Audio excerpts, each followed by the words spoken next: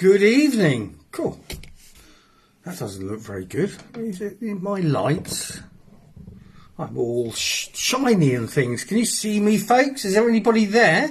It's Pom here from Pallatrax. I'm having all kinds of issues down here at the moment with my phone.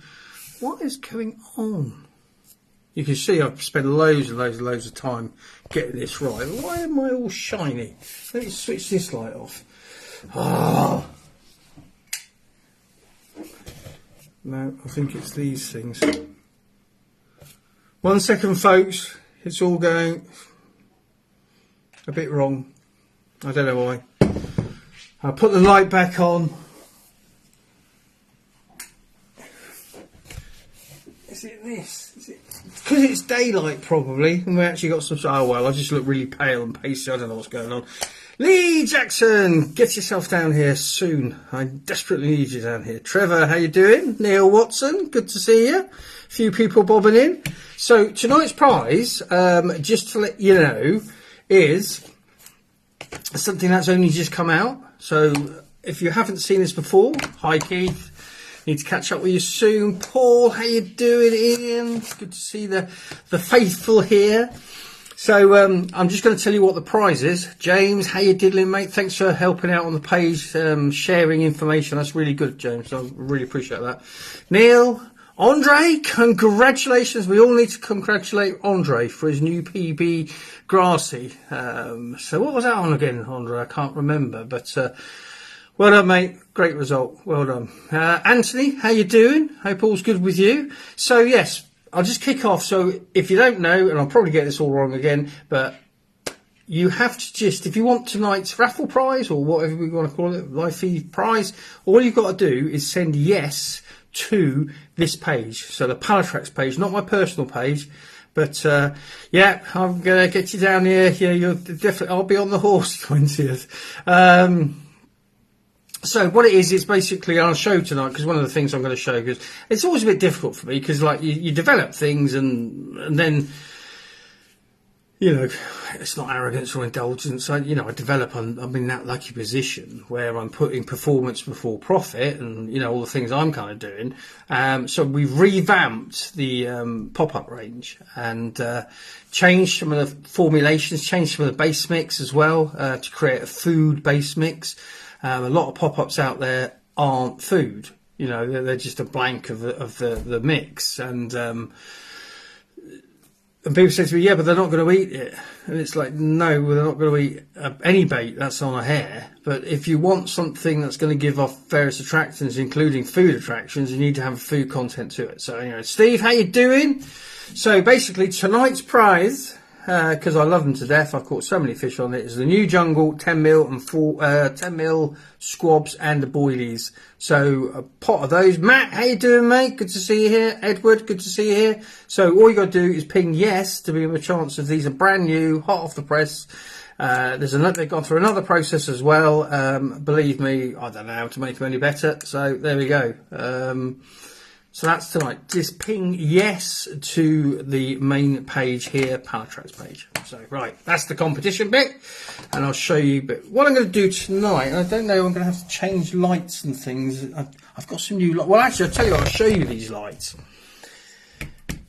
Sue Graham, she slaying away rolling bait. You good man. I know the feeling. Fortunately, I've got a big machine now and other people. But I did it for 20 years, Matt, so I feel your pain. But these...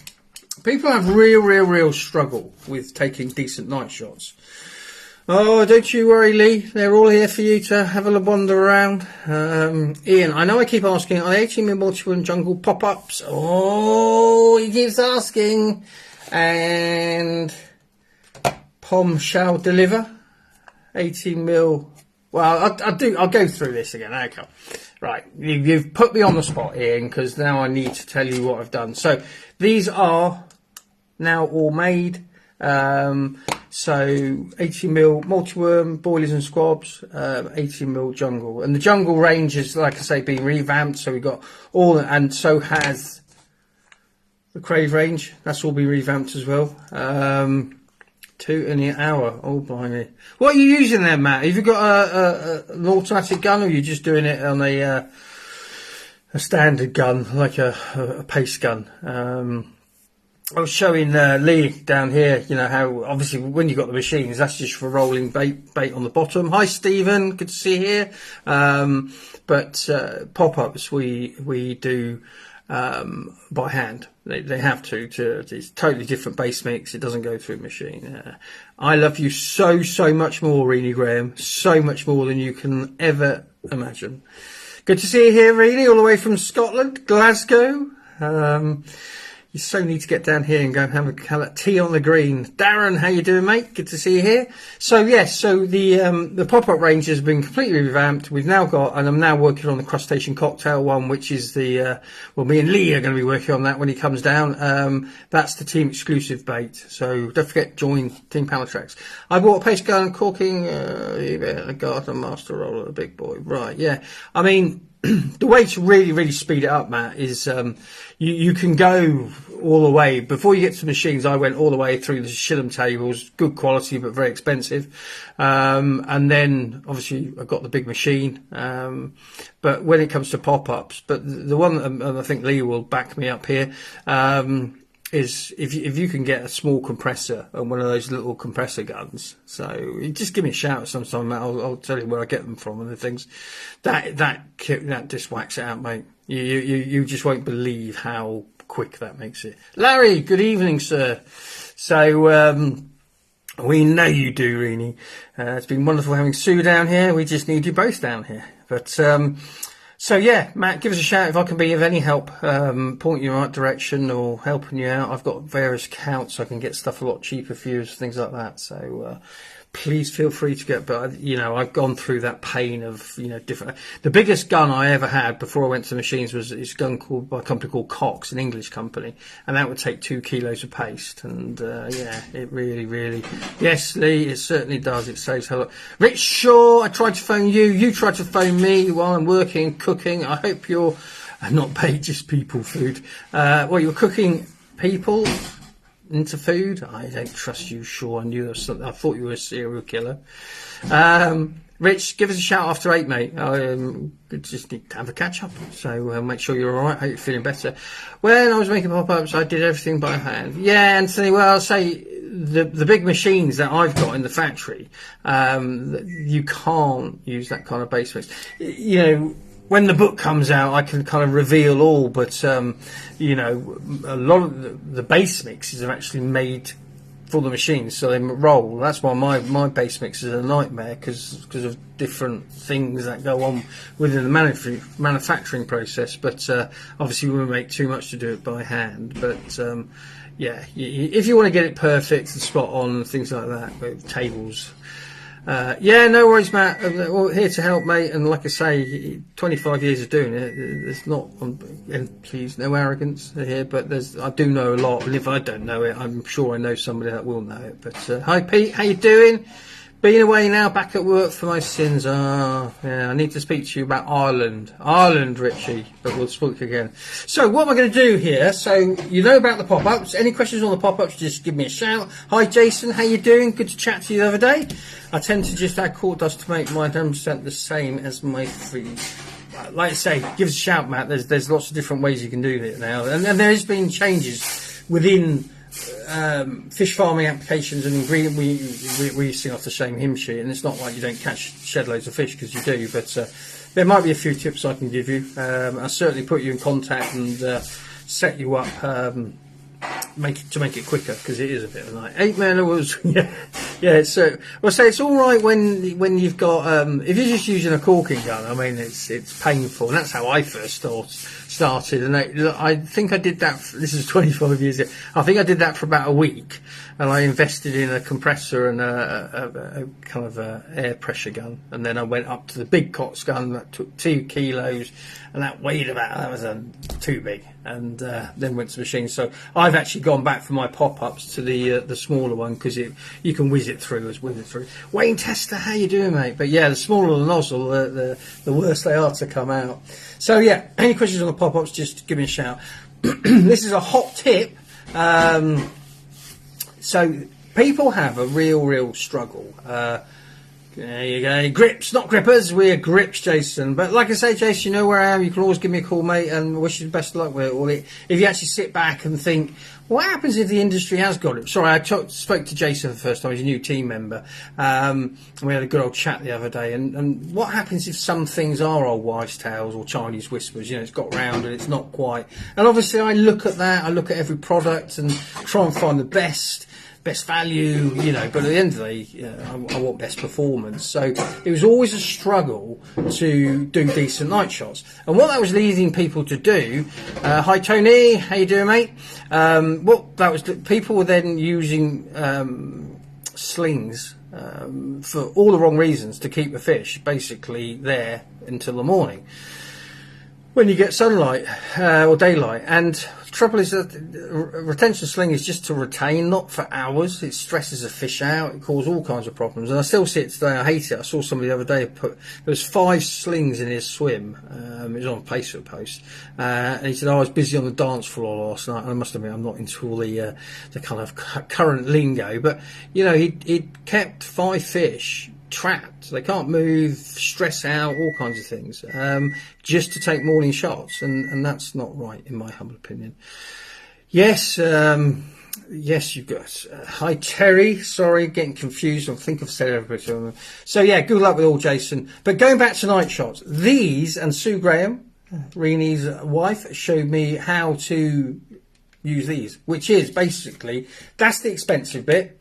Now you can get cheaper ones, but I've got the best ones, to be quite, not because I can afford them or anything, I'm not saying that, but I know these will last forever and a day. And so basically, because what you can do with these, obviously, I'm not very good at technical things, so you can run your phone off these, you can run a computer off these, lights, all kinds of things. There's attachments that will fit in that are really, really good. I know everybody buys power packs and things like that. The trouble is they only do the one job, which is as a power pack. I've had them, you know, a lot of them come from China. There's good and bad and indifferent. But the nice thing is with this, so that is the multifunctional power source that you can use on all kinds of things. Where are we yesing? You're yesing, and it's, I'll just do that again quickly. There's a few more people here. The winner will get the first ever batch of 10mm squabs, 10mm jungle, the new formulation, new flavour levels, all kinds of things. So all you've got to do is send yes to this page that we're on now, which is the main Facebook Pallatrax page, not the team page, Wayne. What's it, what else? I saw a similar one with somebody. Yeah, it's wrong, Matt. Well, we sing very much off the same hymn sheet, and yeah, when you see people retaining a fish, we're gonna. These are the kind of things that are going to get us in trouble with the antis, because it's just to do that, stress a fish out and all problems just to get a photo. But what I'm saying to you is with these, no, Jason, what you got to do? Can somebody explain to Jason? Sue. Editing the fly fishing video, yeah, I had a nice fish on the fly. Well, we'll talk about that in a minute. I'm sure it's going to be wonderful, Sue. Basically, Sue, can you please tell Jason what to do so I can, if you can put it up on the thing. I'm going to use some of the stones here in the ears. Hello, is that Eli? I hope I got it right. Well, that's fantastic. Honestly, there's no gimmick, Eli. There's no gimmick. You're removing the largest common denominator, which happens to be toxic as well, being lead, and using a stone. You know, it's not rocket science, and because you can flavour them. I think the problem with the stones is a lot of people jumped onto the fact of the non-toxicity, but I didn't know lead was this awful when I first got involved. You know, I used to make it myself from boat fishing and things like that. But yeah, so honestly, like it changed my whole outlook on fishing. It revolutionised my fishing, revolution is purely a change of mindset. I started to think differently, and I'm not a fish, but I did. You know, Dave, you're on my radar, mate. I'm gonna make you into a superstar. No, we'll do some fly fishing, but you won't start on the lake. We'll start in the fields, because when people go fly fishing, I know I'm bouncing all over. That's what I do. Hi, Carl. Messenger account. There you go. Send yes to Pallatrax messenger account. Thank you, Sue. Evening, Carl. How you doing? So where was I? See, I'm on 10 different subjects, and I'm getting all. Bonjour, Natalie. That's my sister-in-law. Hope you're doing well there in Bournemouth. Don't forget, Natalie. You know where we are. Come on down. Come on down. Richard, good evening. Anyhow, I'm going to go back to this. So, plus, you can use it at home on your drills and things. I am not sponsored by DeWalt, by the way. Lights, yes, thanks, Matt. I'm all over the place. Today has been like just crazy, and I have to thank you fine people. You know, lots of people realising, and like I was saying to Eli, you know, don't identify the stone as a lead. It's not a lead, it's a stone. A lead does what it does, cast and hold. The stone is his own tactical approach, and you're getting rid of the common denominator, which is a lump of man-made. You know, match anglers will tell you that you've scaled down to catch more fish. So anyhow, go back to these DeWalt ones. They are the top end. I'm not saying they're probably even more expensive Fandango ones. You can get bigger batteries, and they last for ages. But for me, the one thing that Sue showed me and why she had them was the light aspect. So if you, and I think say you can get cheaper versions, but just be careful. I can recommend these because I use them. And Sue, you showed me that, you know, they were really good. What's this? Ian saying, I use a rotor light for photography. Fantastic. You control light output and color temperature smaller. Send us a link, put it on the team page, especially, and anything that we can help. Hi Tony, how you doing, mate? Good to see you here. Anything we can help each other, you know, sharing our knowledge. That's if you're not a member of Team Pallatrax, there's no hidden agenda, folk. There's loads of team members on here. Come and join us. It's good. You get discounts. You get, you know, to meet us. We've got fish-ins from Thailand through to the Y this year and everything in between. So it's a great community. So yeah, Ian, please send us the link if that's it. But with these, what you have is you have two of them, and they're obviously got. And you can set the angle, and then literally, if you see their night shots, they're really actually quite impressive because they're different to a day shot. But these are, don't look into them. I'm gonna, oh, I don't know if you can see that, but these are proper, and they got two settings. They got low and high, but like I say, so they're multi-versatile, so you can charge your phones and everything and anything off them. And at night you put these, just angle them in, and you won't believe how fantastic a photograph you can take. Game changer. They were a game changer because I won't hold a fish, and so I was trying to get a light on this, and I know there's various things out there, but again, you've got an instance where it's nothing to do with carp fishing. I just hope somebody doesn't bring out a camouflage version and charge us £200 each. But it's a bit like glasses, a bit like for me, you know, I go to Petzl for my head torches because they are the people. I've been to China, I see how it's all done, so I use the small square lights. Yeah, evening Pom, hope you're well. Peter, likewise, think you do. Cheers, thanks for that, Ian. So yeah, well, those lights are really special, and also they're great in your bivvy. You can have them on low and it's like a proper decent light, and as I say, they last for ages. I use Milwaukee lights. Don't know those, Jason, don't know, but share anything, if we can help each other and share, what's wrong with that? And sometimes, especially carp fishing, because people are living in like almost their little community, do we share enough? Right, now this is, I'm going to get, hi Simon, how you doing? Had a great weekend? Fantastic, good man, good man. What I'm just going to focus on, because we have actually seen some sunlight, and a lot of people have asked me, how do I mount my, you know, when I put a sheet of tracing paper over the light, that will give, oh dear, now you're getting complicated, Ian. I needed something that I could just switch on and take a photograph. John, how you doing, mate? Good to see you. Where's comp message? The comp message this week is to the messenger page here on the Pallatrax messenger thingy. You know me, I don't really know what I'm talking about. 10? Yeah. I can't believe it. I'm getting really talking a lot here, and it's I can't. I need a drink. I think. What do you want? Cider. Sunday cider. Gotta have a Sunday cider. These are what I use. Are fantastic. Thanks, Andy, for sharing that. On this page, Dave Clifford. Oh yeah, you're telling. Yeah. So yeah, it's on this page. It's not on the team page tonight. So how do I sort out for surface fishing? And I'm going to take a couple of questions before I go on that. That's really what this evening's about. I love surface fishing, and I've talked to a lot of people lately. It's like the other night, I had 3 fish. It was great fun, really exhilarating. It's the most exciting way to take carp, without a shadow of a doubt. And because you're on, well, I'm using a 7/8 and with a little trout rod basically, and I had a 22/6 the other night and a couple of small ones, and you know, people go, oh, you can't.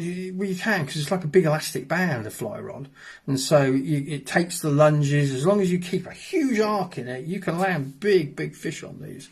So I've got 3 questions here to kick off with, and then I shall go. Oh, can you get me the light, Tins, please? Hang on a second, I'll just read it, and then I'll do that on the surface. So, right, Keith Powell, a question for tonight. Everyone talks about using zigs to fish the layers. What's the difference advantage of using a 4-foot zig, for example, sitting, say, 2 foot under the surface with a pop-up, fishing a standard float setup with a hair rig? Well, your main problem is oh, hang on a second, can you just move that over to here, and I can put that on there now. Sorry, folks. Lights, talk of the devil, lights. These are actually other lights that I got, and these are actually bait boat charging lights. I got them from Holland, but so it wasn't, the light was a bonus. So that's why, again, I mean, to be fair, these are ridiculous money, but let me switch the lights off so you can see it better. But as you can see around the back, you can put all kinds of different adapters. There's a little cubby hole here and there for your charging stuff, and then there's where are we? You've got all the inputs. So but these are like really silly money compared to that. I think they're better anyway. It's really heavy. They last for ages, mind, and you've got a big light there. So let me just switch that on and see if I can get some. I'm not really sure what's happening tonight, but anyway, thermoclives, I believe it's spelt. Drift undertow, Keith. Yeah, that's what I was going to say, Keith. The trouble is, obviously, you're able to be static. Now, that's not to say you shouldn't move your baits around. We've done a lot when we had the fishing down here at Ashmansworthy Pools last weekend. I spent quite a lot of time talking to folks. Yeah, it's a big problem. We're not fishing the layers. Well, I fish the layers, and you know, if you look at, say, Bob at Lequy and some of the stuff we've been doing, you know, if you fish critically balanced on the surface, you can't fish the layers. So if you think of the match angler, they fish on the drop, don't they? So they will count down how slow, due to the shotting pattern, let's just say maggots. So how slow they'll go down, and when they get a bite, that's the level they're looking at. And Sam, when he was down the other day, I mean, he had 24 and a half and a 19 and a half, I think, on a slow sinking fly. We're not fishing the levels enough, you know, without a shadow of a doubt. No other area of fishing does the majority of time do you fish at one layer. If you make, you know, from the bottom, if you're on the deck and then you fish up and up and up and up, so let's just say everyone's 5 centimetres or whatever, the next layer. So depending on depth, you've got so many different layers. The best way I can explain is when I had my boats, whether it's in Bermuda or back here in the UK, I always used to invest. You know, it was my treat. It was me. I was really into my boating at one stage, especially in Bermuda. It was a bit cool. So what, Steve? I used a new direction bivy light attached to a sound light. Okay, yeah. So there's another option there. I just like the fact that with those I can take it home and do it with my drill, because it's the battery. It's all about that battery, and the attachments aren't that expensive, so I can use it on. You know, it's the diversity of it. Steve caught on the zigs last night, black and yellow pop-up, pieces out. Yeah, exactly. Yeah, I mean, you know me, Steve, what I would say is, yeah, fine, you know, but does it mimic a bee and a wasp? I mean, that's where I'm always a bit dubious about it. I could see it when I was fly fishing, you know, and let's just say there was daddy long legs out, you would fish a daddy long legs. But I think, you know, look at the amount of people that catch on, let's just say, black foam at night. You know, and is it just, you know, because they flavour the foam and things like that? What size do you do? Hoodie and t-shirt? To be fair, Jason, there's quite a few of us that are rather on the. I mean, personally, I'm just ripped. It's all muscle. This isn't flab. No. Our partner, clothing partner, is called The Print Business, and he's an angler as well. And so we go all the way up, mate. Hi, Mike. How you doing? So yeah, lots of opportunities. I use a rechargeable flood lamp. Does the job, but the battery doesn't last very long. Okay. Well, the batteries on these, to be fair, they last all night. They last hours, and you can get an even bigger battery. That Sue's got the bigger battery. So yeah, they're just, you know, like I say, I'm just here to say, sometimes don't just think because it's got a brand on it, it's best. I tend to, as I say, go outside of the industry to other different industries is like my shrink tubes, nothing to do with the fishing industry. It's to do with engineering companies and say, not fat fuel tank for a love machine. What's that? What's that about? I used to op on, and one of my batteries is 6 years old, still hostile. Yeah, no, it's. I've obviously missed something there. But sorry, Steve, I've missed something. But yeah, well done, Cap. How big was that on the old Zig rigs? Because, like I say, we're just not fishing the levels. I've said this for years. It's a fuel love machine. What's fat? That's what it means. Tilly's explaining it to me now. Not fat, yeah. Fuel tank for love machine. Okay, yes, there you go. What's it? You said muscle pom. Muscle? No, I honestly, you won't believe. I just look a bit like. No, I'm overweight. I'm a mess, to be honest. Tell people it's not fat, it's relaxed muscle. No, it's just fat, John. I'm afraid I'm just a mess. Anyway, let's stop focusing on my. I would be a PB for lots of people, but yeah, going back to the levels now, and that's really what I want to focus on. Now, when I have my lakes, oh no, I know what I was going to say. When I have my boats, I always used to invest in the best fish finder I could get on my, pathetic salary as a police officer. It wasn't actually in Bermuda; it was all tax free. It was a good laugh. So, if predominantly I did it back here, but in Bermuda it was slightly different. It was really weird because you used to fish. I used to go out on my own. I had a 17-foot fast fisher, centre console, and nobody out there was really into boat fishing. And it was like one of the reasons I went out there. I'll leave you to all mutter amongst yourselves. We're obviously all slightly tubby, or many of us are. I'd anchor up on what was called the edge, and it's like that. That's the Bermuda's like that. It's a little island in the middle of the Atlantic. People think it's in the Caribbean. It's not. It's actually in the Atlantic. The closest place to land is Cape Canaveral, 600 miles away. The deeper waters, I think adjustable zigs come into their own. Again, Steve, I'm never here. We've all got our opinions. I'm really not into adjustable rigs. I used to make adjustable rigs 22 years ago when I was at Pallatrax, because I'm so much into my surface fishing, and I couldn't get it more effective by having these and then just making up my zig rig 2 foot, 4 foot, very, very much like the match angler again. If you look at how they make their setups, the trouble is if you're going to have something obtrusive on adjustable, this is my conclusions. Obviously, I'm not here to tell anybody how to fish, but the trouble is if you're going to put something man-made in the area, they can sense it through changing water pressure. Fact. So I was doing all kinds of things with pipe bungs. That's how I was doing it back in the day. And I never ever found, I've had a couple of these.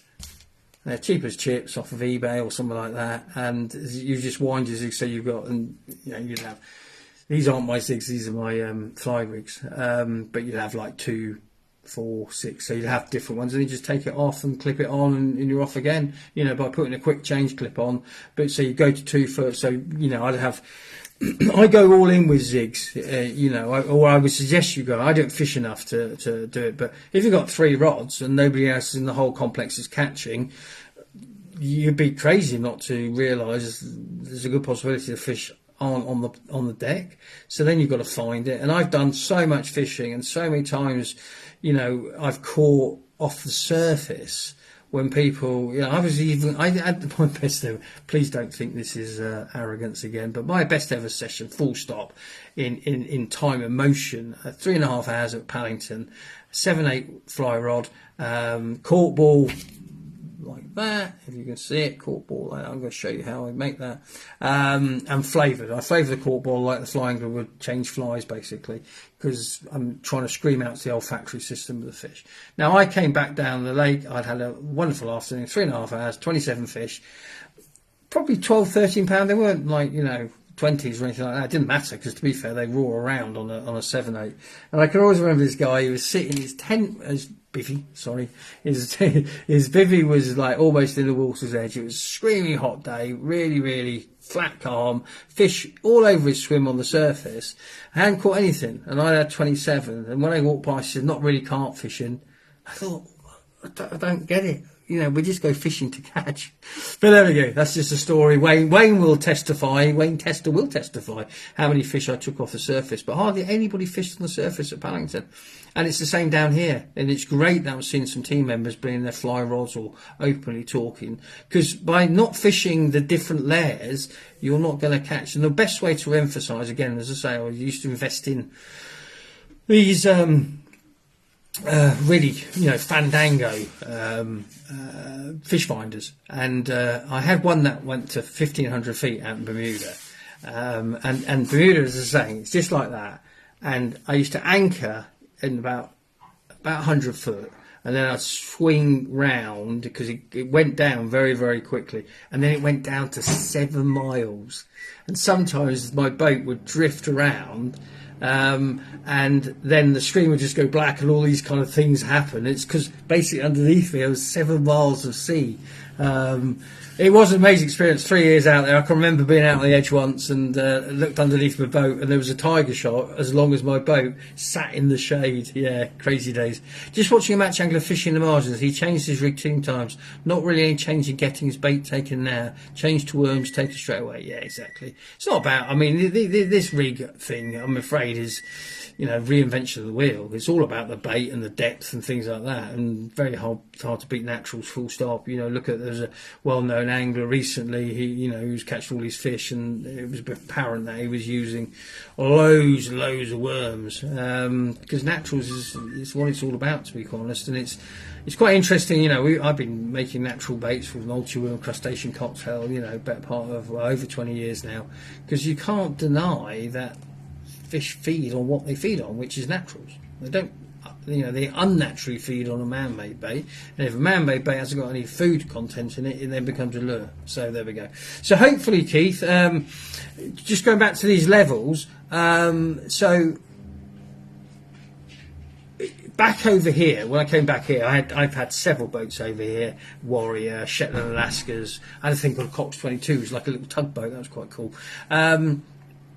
But I predominantly went out because I was interested in the wrecks. So I got all the charts for the wrecks, the World War II wrecks, and I'd go out because there was part interest and one thing and another. Very sad as well to be going over. But you come over the wreck, and then let's just say the wreck had fallen, and so it was about 10 foot above the deck. And then you'd always you have to be very careful fishing them, because you'd always have like bits sticking out here, there, and everywhere. But let's just say, because you knew whatever reel I was on, I knew exactly how much in height that would lift my bait. So let's just say one turn was a foot. So, and 30 foot above the wreck were all the fish.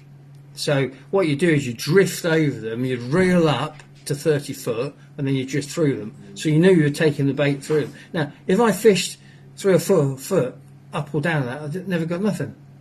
And it's the same here. It's the same principle. We have to realise that fish feed at all levels. Whilst Matt will find the water that's half a degree warmer or colder. Yeah, I mean, Matt's very much into all this kind of thing, and his job as well. And so he's on the rock face with these kind of things. But again, there's a lot of talk about. Let me just see, because you've got more here. In case you talk about. Oh, there we go. Fish not holding. Yeah, you're talking about it's all temperature is a big thing, but also water pressure is a big thing. And there's a lot of evidence around that. Pressure dictates where a fish will find comfort as well. So these variables, but ultimately it's the same principle. It's the fact that if they're at the top, why are you fishing on the bottom? Because you won't catch one on the bottom. Every now and again you'll catch one, but if they're on the top, and I've proved it time and time again. So here's a couple of here. Have you fished the Lusitania? No, that's the furthest ever I went out of Weymouth and West Spexington and things like that. And so fished like the convoy ships that were off of Weymouth. Furthest I ever went out was 19 miles. 17-foot boats. I didn't want to go further than that. It had to be pretty calm to go out that far. I saw some amazing things like Dragon's Mane lionfish. Jellyfish. We don't see them like normally, but when you go out into the water, and they're huge, they're massive, and they're all around our cup, and we don't really realise them. So no, I haven't done the Lusitania. Hopefully that answers that question, Keith. Again, as always, I rabbit away. Just going to make a quick shout out. Tonight's prize draw for is the new 10s squabs and boilies, 10mm squabs and boilies of the new Jungle pop-ups, reformulated. Very, very happy work from the off. Because it's all to do with the olfactory and all this kind of stuff. When I write the book this winter, it's all going to come out. It's going to be a long book, mind. Anthony Brogdon, I hope I said that. From your fishing tackle shop days, what was the most useless and pointless item of fishing gear you can... you're going to get me in trouble here, Anthony.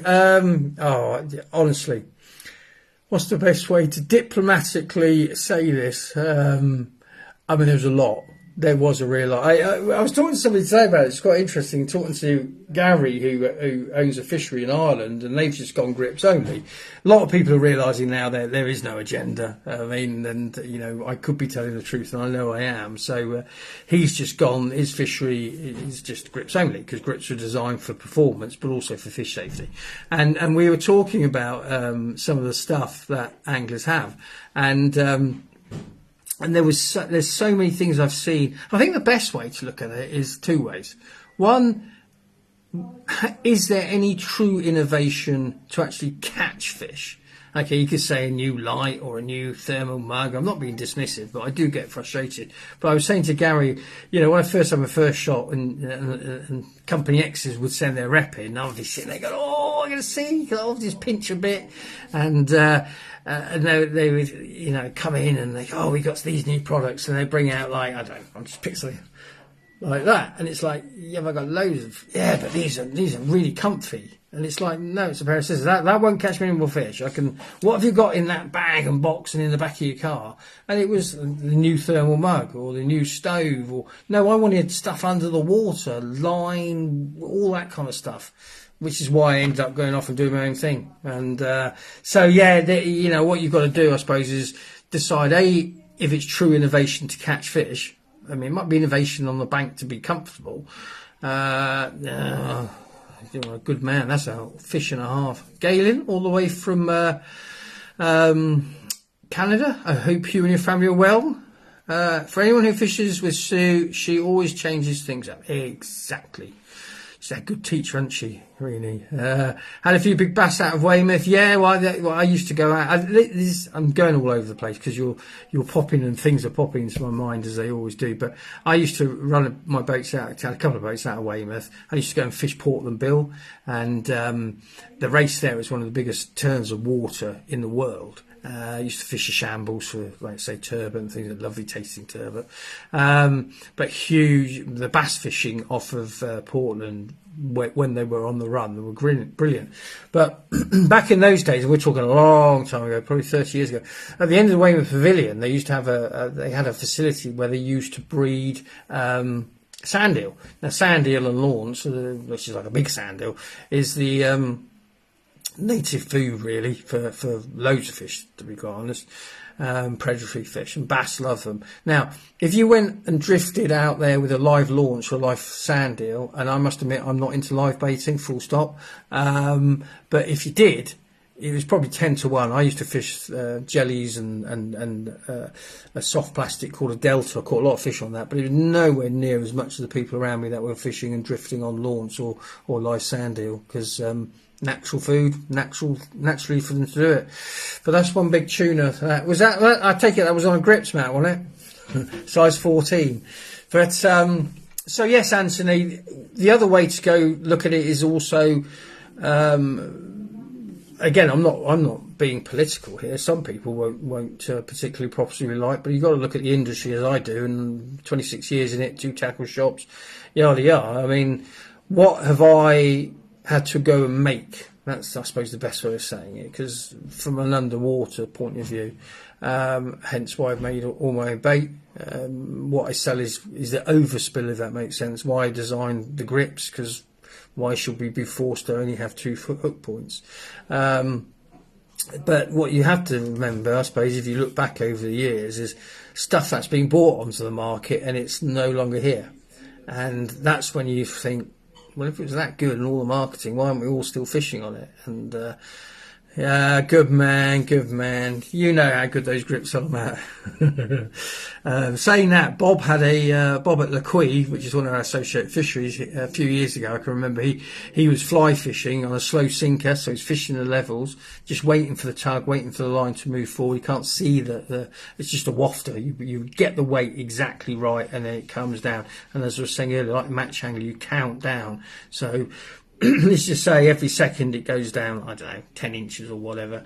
And so you can literally, and you're in 20 foot of water or whatever, you can literally go down. And then if you get a take, you tend to find that's the level of the fish. And then you can set your zig rig to that as well. I just finished on a couple of these questions. I'm not going to get a chance to talk about how I fish on surface. Yeah, there's a lot of stuff that have come and gone, and a lot of it has gone because it was rubbish. That's the honest truth. It just didn't do. Stuff got withdrawn when I had shops because it was found to be not particularly the safest thing.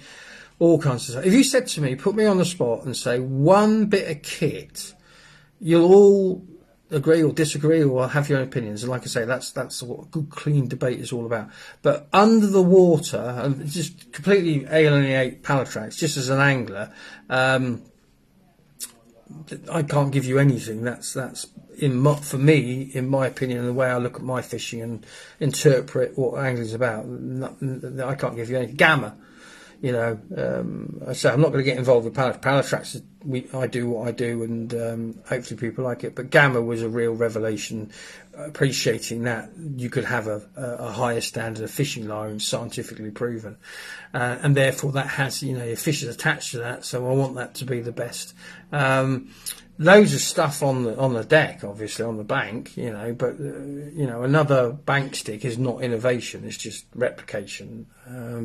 So I'd always be interested for anybody. But the one thing that I changed up things for me was baiting up with a spom instead of the old spods where everything used to fall out and used to get covered in it, especially the particle.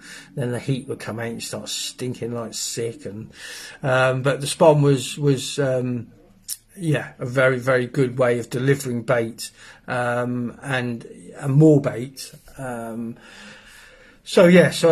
spawn was innovation. That's without much shadow of doubt. Right, so what's Peter? I've got one more question, and I'll come back to that in a second, and that's from Ian Hayward. But, Pom, can I ask a question? I have been plagued by mice and rats. They have dug a tunnel from shed to another. Any suggestion, please, for yourself or the team? The thing is, and I'm not into all this, trapping and poison is the only way you're going to get rid of if you've got an infestation. But then the other way is like I've got buildings here, and if I've got things that could be susceptible to any form of rat or mice attack, and it's all in, you'll see me when I go fishing, these plastic boxes and things like that, and I keep them in plastic trunks. If you see me fishing on the bank, you'll see me with, I don't have any bags with me like rucksacks or bags. I just have got very, very high quality, really good, I don't know what you call them, but basically they're big clip things, like big plastic things, square things, and they're fully waterproof, fully rodent proof, and I keep everything in those on the bank because I can keep them outside the bivvy then, and if they get muddy I can just wipe it off. Yes, it's not camo, it's not, but I say I'm all about the performance. So haven't much, they must be finding a food source, mate. Yeah, there you go. You can do. Well, there's a few people coming out now, Pete. But if you can't get rid of them, or you're like me, where I don't want to put poison down. I mean, I had my cat died recently, eating some poison. It definitely wasn't here because I won't have any on it. But traps are the humane, if you can call it humane, way, because they will, basically poison them. Yeah, I'm not into that at all for 101 reasons. But the main thing is, if you remove whatever they're getting into, the food source and the things they can nest in and all that kind of stuff. Keep them in plastic trunks. That's what I do. And I've been doing this a long time, and I can't beat these plastic trunks. I I get them from somewhere like B&Q or something like that, but they clip on. They're like a big sandwich box, but they're huge. They're clear, and I've never had a problem. I keep everything in them, and your bait, all your tackle, and then you can, if you do have soft luggage, you can get these really big trunks that I got, and again they're plastic. They've got clipped top lids, and I just poke it all in there, and then there's nothing for them to eat, so they tend to have to go to where there is food. Hopefully that makes sense. What have I missed here? Unfortunately, poison is the most, but the trouble is, it's what's probably happened to our cat Misty. It's probably eaten a rat or a mouse or a bird that's ingested poison and then taken it on. So I'm not a fan. The really useful walks, they really are useful. And the fact is, like I say, I just get home and if I've got muddy on them, when sometimes it's rains, you swim and there's mud goes everywhere, really hard rain, I just get the hose on it, hose it off and poke it away because everything is fully waterproof. Ian, running late as no worries, Ian. Clock doesn't a wife, it seems. I have a very straightforward question. I would like many views on the issue. If possible, sorry. Hang on a second, press the wrong button. Right, hang on a second. Right, Ian I've had 2 nights and I've been very lucky to have had time lakeside. That said, I've come home with my tail between my legs after seeing 50 plus shows this morning. I've come home blanking. The fish were high in the water inside trying zigs. A balanced bottom bait and a pop-up stiff hinge rig. That was it. The bait, not a touch. So my take is the first fish was on naturals. Suggestions and criticisms all welcome. If you don't converse with you have exactly, and that's why that's what a huge part of Team Pallatrax is about. If not really what it's all about, friendship and celebration of angling, but helping each other, and that's why I formed Team Pallatrax, because basically I don't see the kind of help I was getting back in the day when I was a youngster from the senior anglers, shall I say, of the angling clubs. Terry Walton, John Harris, people like that. I still remember their names now after all those years because they helped us. They showed us how to tie spade endings. They showed us how to fish on the drop. They talked about natural baits. None of the stuff we're doing now obviously didn't exist. And so, if we can share our knowledge, and then without a shadow of doubt, people will fish safer, better, more responsibly and catch more because we're sharing the good points. If you're going to share something that is, say, force, that's not going to help you. So what... for me, you see, Ian, it is actually all about the bait. If you've got fish in front of you, you're on a bait, and you've got no ability. It's a bit like fly fish. Fly fishing is probably the best example for me. You fish the levels, and if you've got fish in front of you, you're looking to match the hatch. Now, that match the hatch might be something... I used to make up this little marabou fluorescent orange thing, and didn't replicate anything other than it pulsed when it went through the water. Its tail pulsed. And I caught so many fish on that. But the thing is, if you can't fish, I'm not saying you, Ian, but when I've had the shops especially, but certainly since I've had the bait company, people ring up and say, "Oh, Pom, I want 50 kilos of jungle." And it's like, yeah, but a match angler wouldn't, you don't need 50 kilos of my stuff because of the nutritional value. I'm always the first to say don't buy a lot of my gear or use a lot of my gear because it'll just feed the fish up. The more you put in, you can't take it out. So fish like the match angler, high nutritional value. But we're not using, like I just said on my boat fishing days, you always caught more fish on live baits.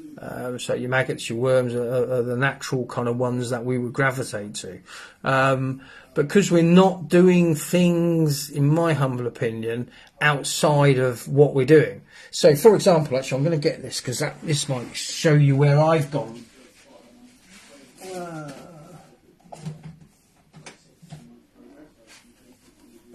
So we know fish eat particle on the bottom, okay? But do we therefore have to assume they would only eat it on the bottom? Well, obviously not. So there's a cork ball.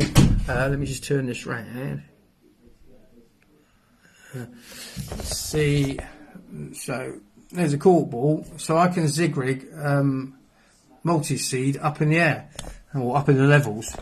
So there we go. You can see that. So if we get, I've been told off to turn my camera around the wrong way.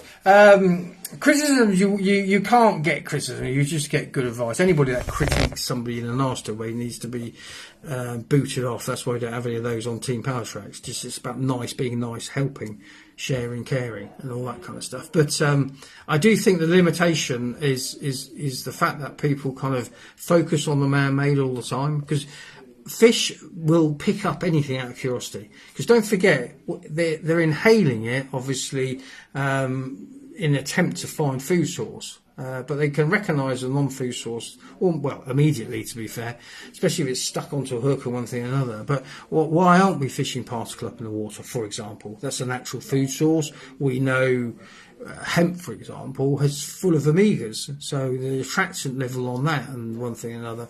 So it's the fact is, if you haven't, like the match angler, the sea angler, the fly angler, it goes on and on. It's only in carp fishing to people be very, very focused, and the bait is predominantly man-made. Now, what I would say is, you look at some of these well-known anglers recently that have basically confessed to using loads of worms, and I'm talking loads of worms, naturals. So they're not using boilies, they're not using pellets, they're using naturals, and that's how they're catching. I've heard all kinds of rumours over the years about some of these massive fish. They've never been caught on boilies. They've been caught on either pulses, so like, some form of seed, or predominantly worms. So there you go. The only trouble, and I don't never call a fish a nuisance fish. The only fact is, if you use naturals, everything loves them. Again, it shows you how fantastic and why we should never ever box ourselves into one area. And I say the best way to explain it is, I've missed loads of comments. I'm just rabbiting away. Hopefully, they're just you're sharing away. But yeah, you've got to be. I personally, for me, I had to open my eyes. I got sucked in. Fished on white chocolate because I like white chocolate, that kind of attitude. But then, look back on the old days and then look at the most successful baits. Most successful baits in all area of fishing is either a live bait, second best, it's a dead bait of their natural food source. And we don't tend to do that, so we're not fishing at levels, so we're not necessarily fishing the right bait on the day. Now, if you can't get a bite on the man-made, the pop-up. I'm not into foam and plastics, but, a pop-up or something like that. Then, if that was a match angler, or a fly angler, they would not just keep on not catching, they would change up. So they just change bait. And they're going to say, they don't change rigs. And why is carp fishing so far apart? The good thing about match fishing is, that's the only time I think you can, if an angler wants to say, I'm good at what I'm doing, is because they're winning matches week in, week out. You can respect that. If you just catch one big fish in carp fishing, it's like, oh, you're really good, you caught a big fish. But it's about catching consistently time and time again. And as I say, the one thing everybody does in all areas of fishing, whether it be the boats that I explained, or fly fishing, or lure fishing, or sea fishing, but predominantly match fishing, the main go-to bait is, and having had the tackle shops, is maggot and fresh caster, good caster, or fresh hemp. And, that wasn't shop bought stuff. That's got some kind of inhibitors in there, mold inhibitors and whatever. It might be natural mold inhibitors, but still not natural to the fish. It's turning a natural into something that's got some form of shelf life. So yeah, it's bait variation for me. And I've known, like I say, people say I'm going to fish on, just jungle all year. And jungle has its time and place. It's doing really well out of the quay at the moment, but there'll be times when it won't, for whatever reason. We'll never know, because it's on the day, and individual fish make individual decisions. But changing the baits, changing the levels, and I promise you'll catch more fish. If you just stick on the bottom, and the best indicator, especially if you're fishing a lake where there's quite a number of anglers on, if nobody's catching on the bottom, don't fish on the bottom, or just fish one rod on the bottom and then have two zigs, or fish on the surface and things like that. That's how I've caught so many fish over the years. If I time and motion the amount of fish I caught, per session or whatever, I've always caught far more fish on the surface or mid-water than I've ever caught on the deck. And I've caught a lot of fish on the deck. But the days when they're not on the deck, you know, all the time when you're fishing. They're in the levels, and then you've got to try and match the hatch. So, but what I would say, just to round that one off, is the match angler is somebody we should always respect, because these top ladies and gents that are fishing at a very high level, and they're framing week in, week out. Look at what they're doing. The attention to detail, like the maggots are all fed, you know, with food. You know, the worms are all kind of, again, they're most top match anglers have wormeries, and they're not difficult to create. But it's all about the ingredients. They don't just buy a method mix off a shop and, you know, ain't got a clue what it's made of. You know, they're making their own blends, making their own blends of paste, and because they're being kind of consistent with everything, a bit like me with the stone system. I was talking to Gary, saying, you know, this fishery that's just gone grips only, and he's just about to go in France, and he wants to go for the fully loaded system. And I was explaining to him, it's like, it's a system. So if you do follow the system, if you replicate it, you'll get the replicated results. It's that kind of party. So changing baits, I still use, we go B&M. Ah, yes, there you go. Matthew Rice he's actually here. He's lurking. He's down there helping. We've got a team member, Ricky, down on Jack's Pool with friends. Pom, when the adverts, I need a week. There isn't a look. I said we got people over for a barbecue at 8 o'clock. I bet it's gone 8 o'clock. Really useful boxes, yes. Top tip from Reenie. You'll just have to go in your pants, Ian. I can't help you with that. Rich Shaw's letting there. This is what I love, you see. You share the stuff. Hi, Uncle Rich. Yes. Pete, I have some of these for tackle boxes. Joe, hurry. Hi, Joe. I'm fishing a new water at the end of the month. I've been told it's incredibly weedy. The rule states you're not allowed to vig. What would you recommend? Obviously, a lot of people fish chod. I personally, I'd never advise you to fish in really thick weed, because that really isn't the safest thing to do, dragging a fish through that. And I've seen damage at weedy waters where, you know, the mouths have just been ripped because they've been dragging them through huge weed balls. But what I do when I fish weed, to be quite honest, it's no different. And I just change the rig. I don't have my LQ rig. I fish a simple braid with two of these. Two of the 10mm squad pop-ups on top of each other, and predominantly jungle. Jungle's done me very well over the years, especially places like Horseshoe. And I make up a method ball and I cast it into the weed. And it must look awful. The presentation must be absolutely shocking. But I believe personally, against my theory and conclusions that I've made, is that because I'm using a big lump of food, the fish are finding it, and as they're feeding on that, they're picking up the pop-up, which is just on a simple, very, very simple braid rig. So there you go. It is tie up real long stiff hinges. Lovely fish landed here at Ashtonbury Pool. Somebody's had a 24. There was a Dave Clifford. He had a 31 the other day. New PB. Where are we going? Let me just have a look. Yeah, so people are saying fish are chod, you know. But like I say, I'm not saying don't use those. I just find that by using a food source ball, which I can hide my pop-ups, I just have the pop-ups hanging out the bottom. So I have the big ball, impossible to tangle. It goes through. I think what happens, again, you know, if I'm going to make an assumption, I'll be the first to admit it. But I just believe that as it's going through the weeds, it's like a meteor, or a comet. It's leaving a trail of food behind it, and the fish are finding it. And I've caught so many fish that.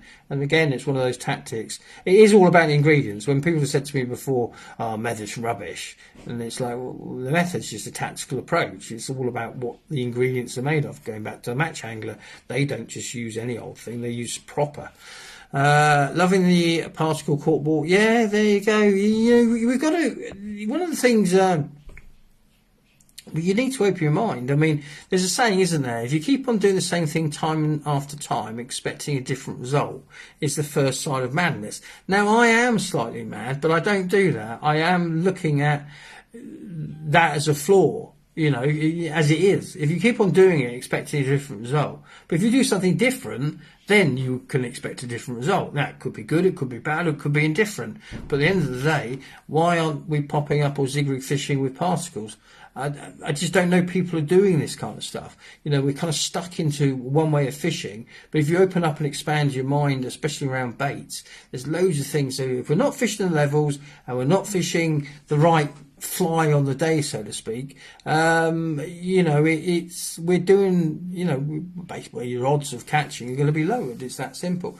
And when I was speaking to Gary earlier, he's so enthusiastic now. So we had a good old chat. I was painting something out in the factory, and we had a good old chat, so he kept me company. I was painting my wall, and he's now, and it's happened before, because we fish fundamentally differently than the mainstream brands, and we're catching all these fish, which isn't, they don't probably, that's caused us some grief, shall we say, over the years. But he's now excited, because he would have gone to France next week for his holiday, or his fishing trip holiday, and but he'd been fishing the same way as he fished last year. This year he's going over with a completely different approach that I promise you, if you replicate, you'll replicate results. It's not rocket science, if that makes sense.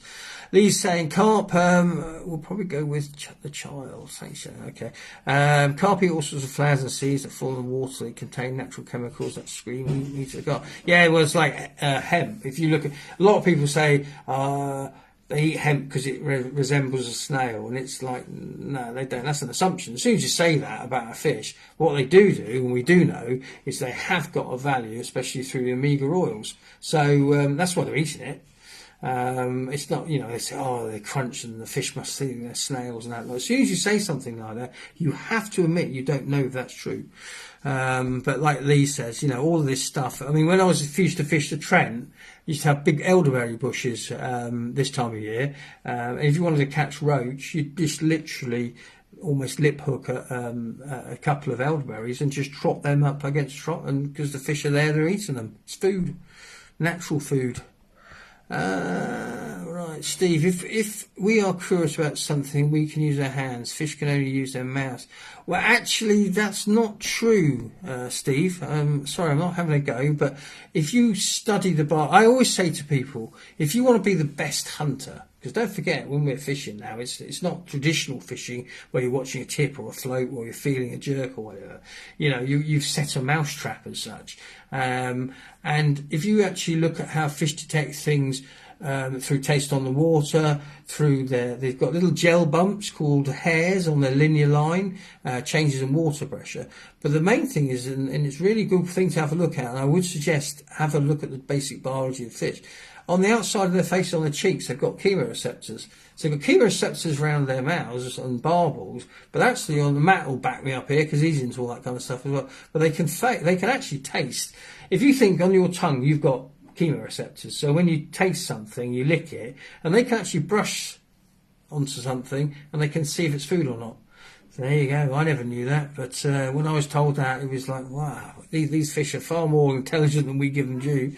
Ian's saying, I'm off to France on the 4th September, expect a call and real grilling over the bait range. You phone me in, I'm always here. That's one thing about me, and something, again, I'm not here to crow or anything, but one thing you will always find is I hate not being able to speak to people. It's like, back in my day, because I'm a fogey, you used to go into your bank and see a bank manager. Now I'm directed to God knows what by somebody I have no clue who it is. Whereas before I had a relationship with my bank manager. That's I honestly believe, well, I hear a lot of people say it, because we've got that personal touch, because we believe in that personal touch. You can always phone us. You'll always get through to me. If I can't phone you straight back, I'll certainly phone you back within 24 hours if I'm, sometimes it's hair on fire like it has been today. So yeah, you go for it in. One place I fish is boiling in pellets. Oh, hang on. Now I pressed the wrong button. Where are we? PB on maggot. Hang on a second. And to one place I fish, no call or natural. Yeah, I mean, there's rules out there, and if you've got to, I would say, I don't fish a lot of venues because I really don't agree with barbed hooks. So I just don't fish venues have rules that don't fit in with my way of fishing, because it's all about fish safety as much as anything. But there is lots of rules out there, and I don't understand why you wouldn't want worms and maggots going in. There could be, there's a lot, you could say biosecurity or things like that. But the trouble is, a lot of these fisheries are saying, like, frozen baits only. Well, a cold boilie does not mean it's good quality. It's all about the ingredients again. So, like I say, people say about maggots, oh, you put maggots in, there's no protein value. Well, why are they eating them then? There is protein value.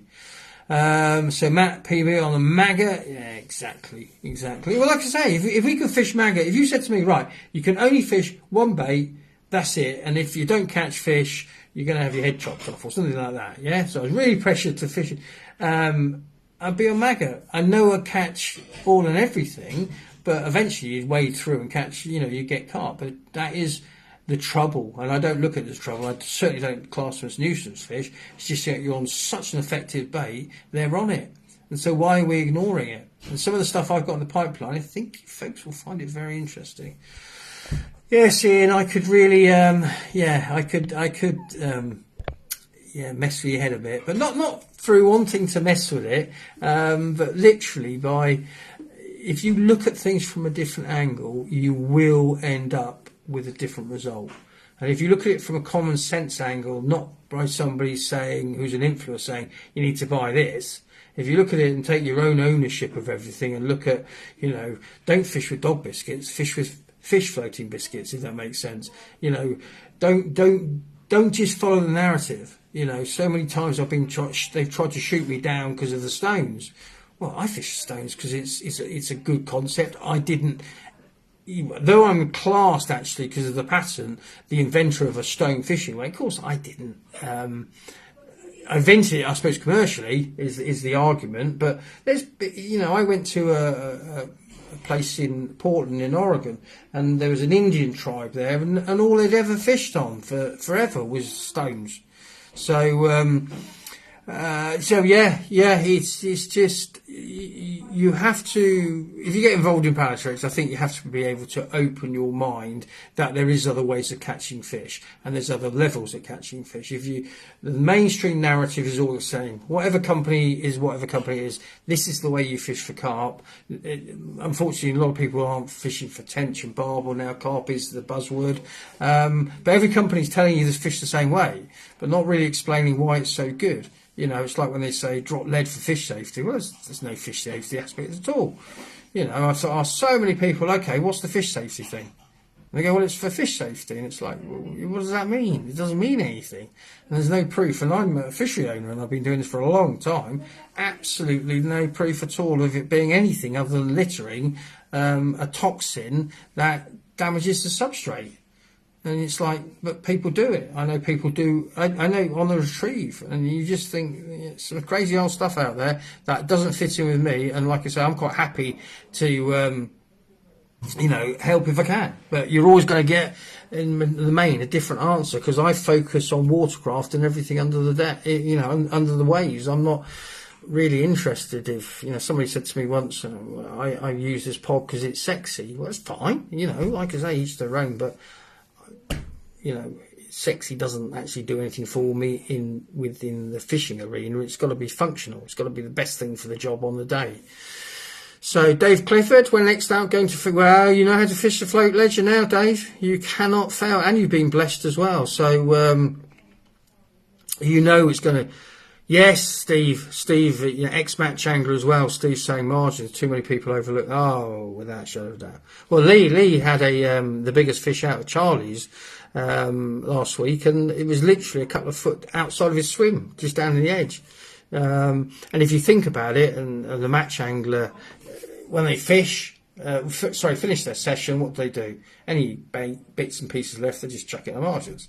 And so I used to Pallington, and how I design Ashramsworthy pools, they've got proper margins, so I can fish the margins, and most of the fish come out the margins. Because if you think about it, it's like it's almost like if you said that was a field, yeah, and the hedges all around the edges, and yeah, foxes and deers and rabbits run across, but they don't just sit there. I'm not saying if there's a copse in the middle of it, they wouldn't gravitate towards it, but they're fish swimming around something, and that's where most of the natural food is.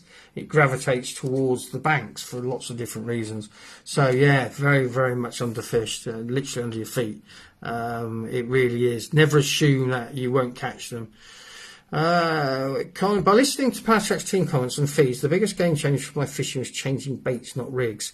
But as always, you either need to go and find the fish or track them to...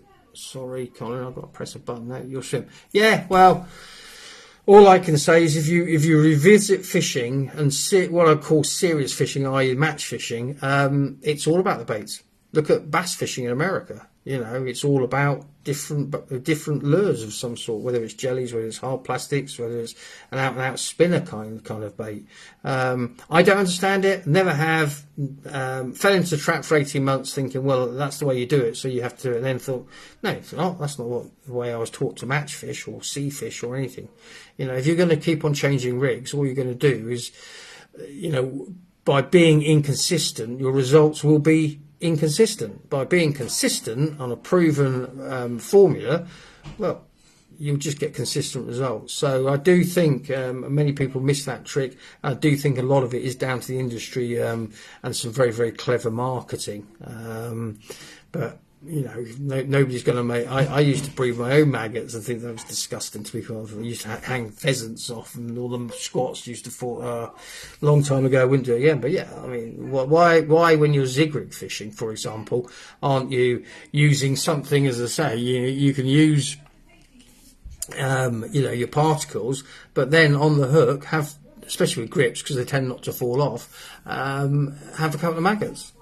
You know, people aren't doing things like that, and I don't really understand, because that's how we used to develop and innovate and, you know, by experimenting, not just saying... It's like loads of people I see, they kind of go zig rig fishing, and, you know, and I'm the first to try and help people, because zig rig fishing is very, very problematic because of the range of bite detection you can miss. If a fish picks up and dives, you've got possibly meters before there's any resistance, so before you get the bite, so they've got a lot of opportunity to get rid of it.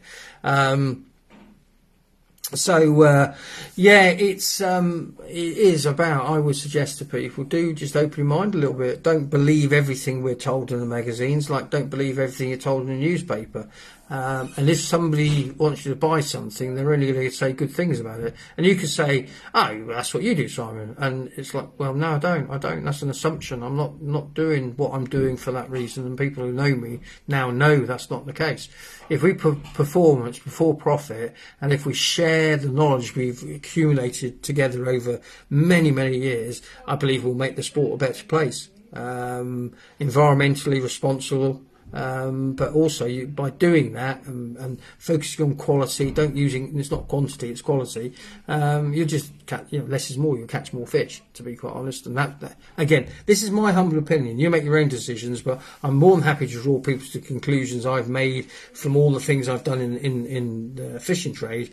I suppose I'm lucky or unlucky, I don't know really, because if you actually think about it, I've had the tackle shops, I've designed all the products for Pallatrax, built my own lakes, done shows all over the world, and won awards all over the world for things like stones and grips. But I've got that viewpoint. Of course, I need to make a profit, or I won't be here. I'll be living in a tent somewhere on a lake because my missus Tinny would have left me, and one of the other. But no, I've got to make some money. But I don't have to make some of the huge amounts of money that are being made out there, especially when you look back historically and say, well, yeah, all those products that came out, where are they now? We were told they were the best thing since sliced bread. So I'm a little bit cynical, and I apologise for that, but I can't help it because I've seen so much. So, but yeah, all areas of fishing, Colin, you change your bait, you don't change your rig. And that's a fact. You can go out there and discover all of that. The bait is always the thing. That's the first thing that's going to make the difference between catching a fish or not. If they don't inhale that bait, then the process of catching the fish doesn't start. So that's the thing you need to focus on. And then the levels. And the trouble is with carp fishing, because of the way we're fishing, nobody's fishing like, well, you know, what going back to that, why is nobody fishing paternoster approach, you know, for using a float ledger system but having a paternoster like we do in sea fishing? You know, why is people not doing that in carp fishing? All these kind of things that aren't being done that I've been playing around with because I'm a bit of a disruptor and thinking, well, you're not going to catch them if you're where they are, and you're not going to catch them if it's, well, your catch rate's going to be lower if it's not a good quality food source bait. Doesn't include naturals and things like that, you know. So I'm not here to be obtrusive, I promise you, folks. But hi, Mark, how you doing? Steve Dorset, margins are the main play. Yes, there we go. We know it's all about the margins. Too late, bloody prostate. Oh dear me, sorry, Ian. No question. Just wanted to say thanks for all the advice and nice comments I've received on my post. No sniping. No, well, thank you, Ian. I mean, and I promise you, I hate that with a passion. We have the odd person. I read every application that comes through to the team. I know we're not on the team page now, but there's loads of team members here, and anybody who's not the team will say it's a free to join initiative, and it's all about the right things. And you know, good thing is it's monitored UK time by us in the UK, and then outside of that, like people like Dan and Galen and Vince over in Canada, people over in Thailand, they're in different time frames. Anybody puts anything nasty, that's the one good thing is about the delete button, I suppose, is I don't get into it. If somebody starts swearing and shouting and being rude to people, I just, not from any arrogance or anything like that, it's just, that's not what Team Pallatrax is about. Or I think, you know, you move away from the joy of fishing if you're all sitting there. But I hate it when you see the map police or somebody who's standing up because they don't know. You know, why shout and scream and shout? Why not just say, you know, congratulations, lovely fish, but do you know, use the safety equipment, because lots of fisheries, don't forget, don't have. Back in my day, there was never no-gi mats or 42-inch landing nets. We just put fish on soft grass and then popped them back. And I never ever once had an issue. I'm not suggesting for a minute that's what you do, because we have moved forward. But I say the biggest thing about me, fish safety, is water quality. And if you're putting stuff in there, that's going to be bad for water quality. It's just common sense. But yes, do open your method ball. Will settle nicely flat on weed. Yeah, exactly, Steve. Exactly.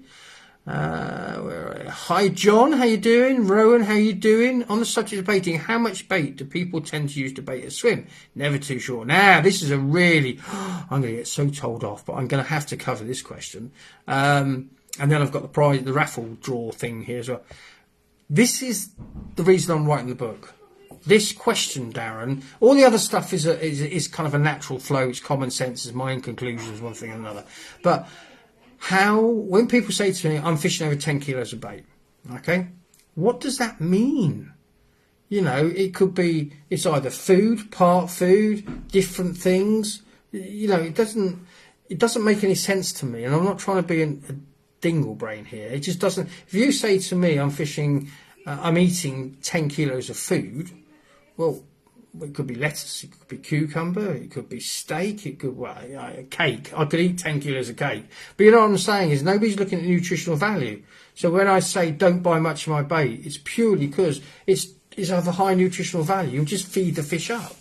So it's a really difficult, and the only way I think I can do it is put it, I struggle to articulate this one point, and it's really, really important, is like, if you're fishing over something that's not food, so let's just say you put out 5 kilos of a boiler that's got no nutritional value, well, you're fishing over basically 5 kilos of a lure, because it's not food. And fish will pick up the odd one out of curiosity. And the worry for me as a fishing owner, and that's why I have the rules I have here, is then somebody could come in with another 10 kilos of bait.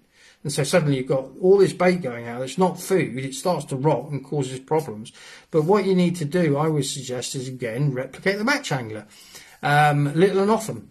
You know, Baldy Dave, who really, really taught me how to seriously carp fish. Little and often, accuracy, just like the match angler. So know your bait, and then know when you're fishing. You know, obviously there's variations in variables that you will have to counter for on the day, but basically just think about the ingredients. And if it's low protein and no food value, well, I'd suggest you don't put any in, because it's not going to be an advantage other than catching fish out of curiosity. But then if you put too much of a good thing in there, you're going to feed them up. And again, there's so many variables and so many different species in different waters. It's impossible to get to especially because I treat every fish as an individual.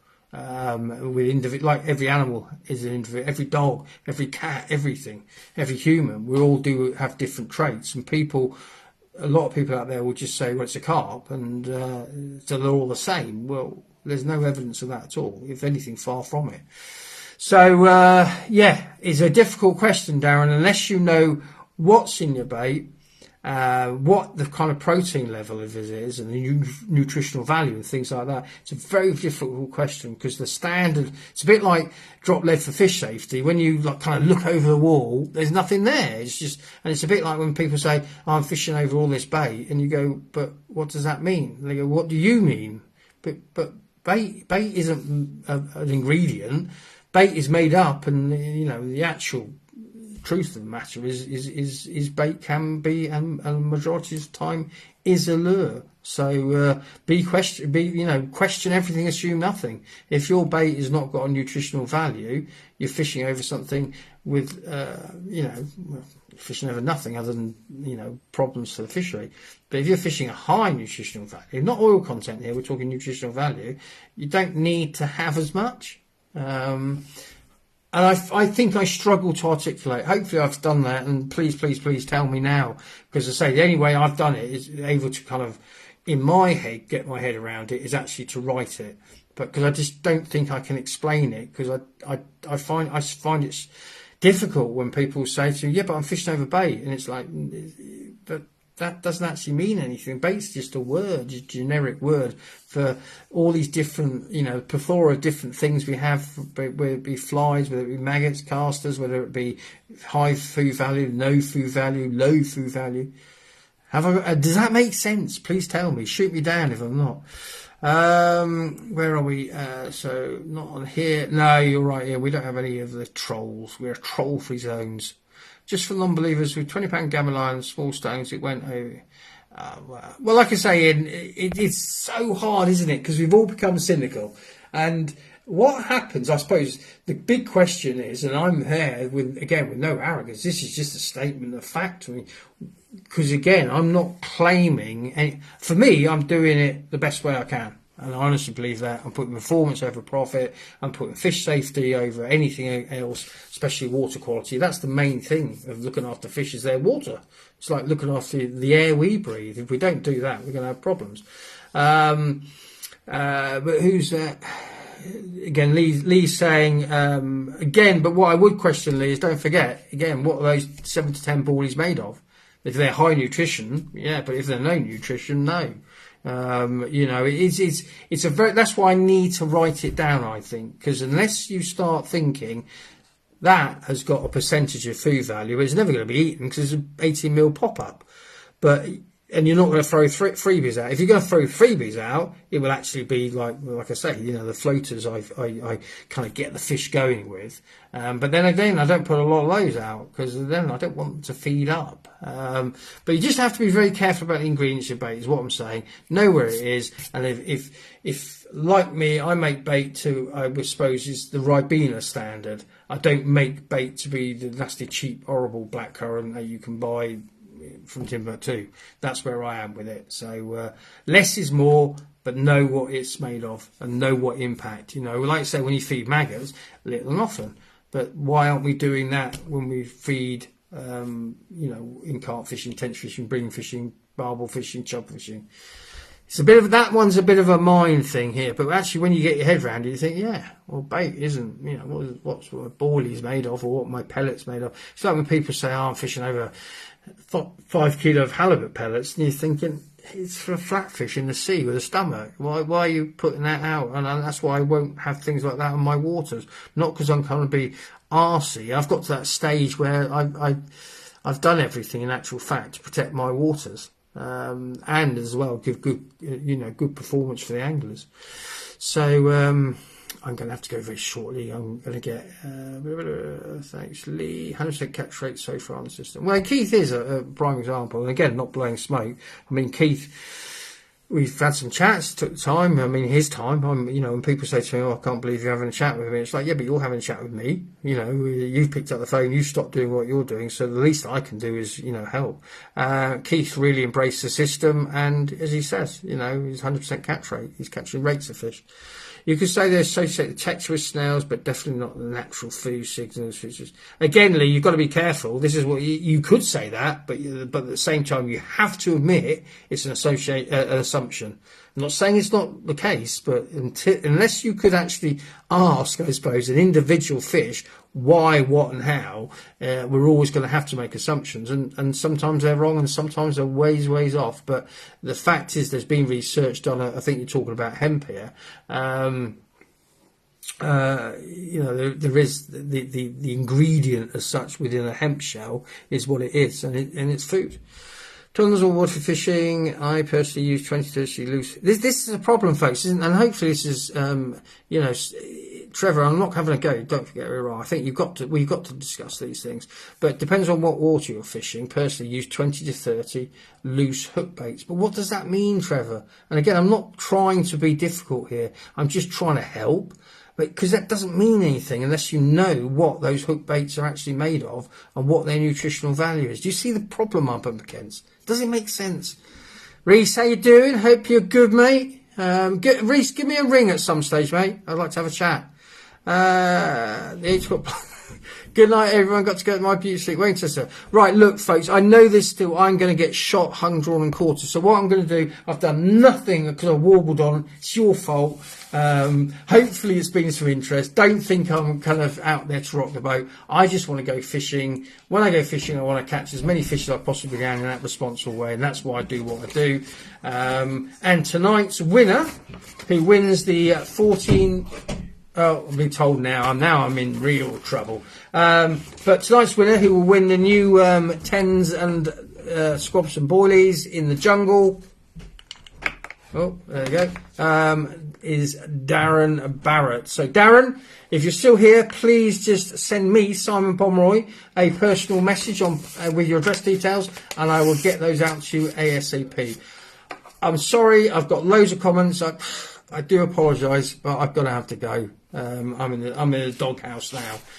But yeah, it's been a pleasure, folks. But the one thing you could do is always contact me about. I'm in so much trouble.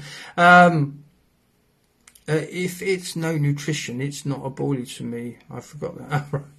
We know what we're talking about, Lee. You'll get used to it. But what I'm saying, when you book out, then I'm late, Beanie. Lots of love. Sorry, I've got to go. The book will be written over the winter, and it'll be ready for launch in spring. And I've got somebody who's going to publish it and everything now. And to be fair, it's written now. Now I've got to make all the changes, because all I'm doing is saying, assume nothing, question everything, which is what I've done with fishing. I've not taken what I've been told to be correct. I want to research it for myself. Fishing line is the gamma pages will be very interested, because again, it will explain where I come from, and it will make an interesting read. It will annoy a few people, but what can I do? Especially when it comes to fish safety, I feel I've got a natural burden now, knowing all these things about lead, for example, or poor quality baits. That book will share that, and then people will, I'm not saying I'm going to offload the burden, but at least you'll realise where I'm coming from. But there's so many more comments here. I have got to go. You stay safe, folks. Thanks for being with me for so long. Thanks for all support. Team Pallatrax members, I will see you 7 p.m. next Sunday. Probably do a live feed from the fishery at some stage. So watch out for that. Lots happening on Team Pallatrax. I will give a shout out to Team Pallatrax. There's no hidden agenda. It's totally transparent. It's basically a club like we used to have back in the old days. We're just using social media to kind of organise things. Anyway, have a great week. Hope you had a great weekend. Hope I've been some help. But please, please, please feel free to send me messages about, the fact is that's bait, but it's not food. So it's a difficult one for me. I've been doing this for 20 odd years, 25 years, and I still haven't got a way of really explaining. I can explain why I fish with a stone, but people just come out, I'm fishing with, 10 boilies or 20, but that doesn't mean that boilie is just a name. There's no ingredient, classified, regulated ingredient called boilie. It's like method mixes. Anyway, must go. Could talk forever. You know what I'm like. So stay safe, folks, and thanks for your time. And I'll catch up with you all again later, but do feel free to send me any messages about this conundrum I have about the value and quality, etc. of baits, because it's probably one of the biggest assumption that's made out there. I'm fishing over 10 kilos of bait. Doesn't mean anything. Take care, stay safe, and say back next week, 7 p.m. Join the team if you haven't, because it's a great place to be. All the best. Take care.